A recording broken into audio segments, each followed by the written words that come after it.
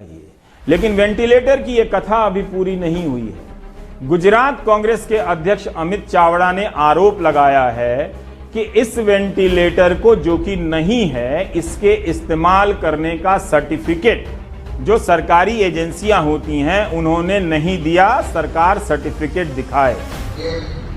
एक दमन एक के नाम से वेंटिलेटर हमें मिला है जो स्वदेशी है, सस्ता मिलेगा, ऐसी बहुत वाहवाही और पब्लिसिटी की। ये बनाने के बाद कोई भी मेडिकल ट्रायल नहीं हुआ था, उसके बाद बीपीसीएल की मंजूरी भी नहीं थी। गुजरात मॉडल की क्या हालत है मैं आपको बताता हूं। आपकी स्क्रीन पर विजय रूपाणी नकली वेंटिलेटर्स का उद्घाटन कर देते हैं वहां के अस्पतालों का।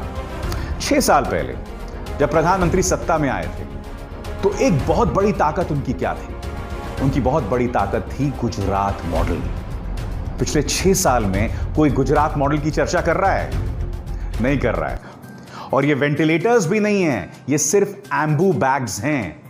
और ये वेंटिलेटर्स किसी के फायदे के नहीं हैं। बाद में जो वहां का मुख्यमंत्री कार्यालय है वो ये अहमदाबाद मिरर के मुताबिक ये झूठी खबर या ये झूठा बयान भी देता है कि मुख्यमंत्री ने कभी भी वेंटिलेटर शब्द का इस्तेमाल ही नहीं किया। अब अहमदाबाद मिरर द्वारा उपलब्ध कराया गई ये तस्वीर देखिए, ये जानकारी देखिए जिसमें साफ तौर पर मुख्यमंत्री विजय रूपाणी ने वेंटिलेटर शब्द का इस्तेमाल किया था। कि वेंटिलेटर बनाने में भी गुजरात में हमारे लोकल इंडस्ट्रियलिस्ट कामयाब हुए, पूरा उसका सर्टिफाई भी हो गया है और पेशेंट पर सुबह से सक्सेसफुली वो काम भी कर रहा है। ये हालत है गुजरात की। तो यहां पर गुजरात मॉडल पूरी तरह से धराशायी है। इस वक्त देश के टॉप 3 राज्यों में है गुजरात, अगर हम बात करें कोरोना संकट को लेकर। सबसे कम टेस्टिंग भी इसी राज्य में हो रही है, मगर कोई उसकी बात नहीं कर रहा है। वो गुजरात मॉडल जिस पर सवार होकर प्रधानमंत्री जो हैं वो सत्ता में आए थे, उसकी अब कोई बात नहीं कर रहा है। अब इस बात पर गौर कीजिए। प्रधानमंत्री जब ताली बजाने के लिए कहते हैं, थाली बजाने के लिए कहते हैं, तो मीडिया उस पर कोई सवाल नहीं करता। मगर अगर आप अमेरिका की तरफ जाएं तो अब मैं आपको कुछ क्लिप्स दिखाने वाला हूं कि वहां के पत्रकार ट्रंप से किस तरह से सवाल कर रहे हैं। गौर कीजिएगा ध्यान से। President, as President of the United States, your words carry enormous weight in this country and around the world. And while you acknowledge you're not a physician, you do promote these medicines extensively here. How do you not go so far as to be giving medical advice? But we don't have time to go and say, gee, let's take a couple of years and test it out. And let's go and test with the test tubes and the laboratories. We don't have time. I'd love to do that. But we have people dying today. As we speak, there are people dying.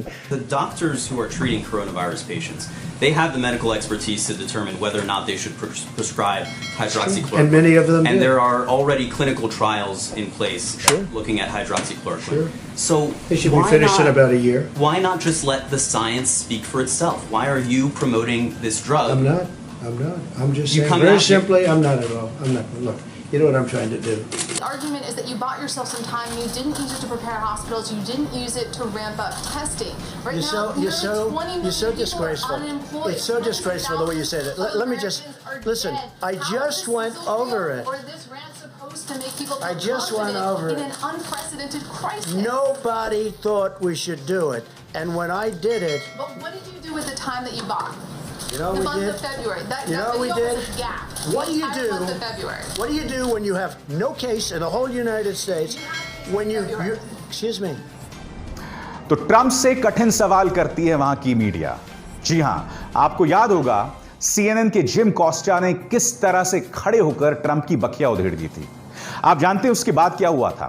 Trump प्रशासन ने उनके white house में घुसने पर रोक लगा दी थी। फिर आप सोचेंगे कि वहां का मीडिया भी दो फाड़ हो गया होगा, जिसमें जो ट्रंप समर्थित मीडिया है उन्होंने जिम कॉस्टा को टारगेट करना शुरू कर दिया होगा। जी नहीं, उस वक्त फॉक्स न्यूज जैसे प्रो ट्रंप चैनल ने भी जिम कॉस्टा का साथ दिया था। उन्होंने कहा था कि जिम कॉस्टा को व्हाइट हाउस में घुसने की अनुमति दीजिए।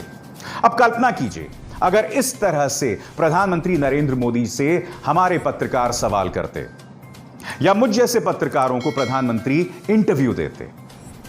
बताइए, ऐसा कुछ नहीं हो रहा है। उल्टा भारतीय जनता पार्टी अध्यक्ष जेपी नड्डा झूठ फैलाने वाले, समाज में दंगे का माहौल पैदा करने वाले मीडिया हाउसेस पत्रकारों का साथ देते हैं। सब्सक्राइब कीजिए न्यूज रिएक्शन चैनल को और प्रेस कीजिए नोटिफिकेशन बेल को ताकि आप पास के लेटेस्ट न्यूज अपडेट्स सबसे पहले